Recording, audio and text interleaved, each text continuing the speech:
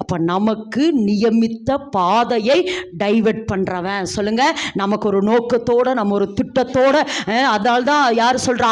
மோசே சொல்றாரு, அநித்தியமான பாவ சந்தோஷங்களை அனுபவிப்பதை பார்க்கலும் தேவ ஜனங்களோட துன்பத்தை அனுபவிப்பதையே தெரிந்து கொண்டு இனி வரும் பலன் மேல் நோக்கமானோ.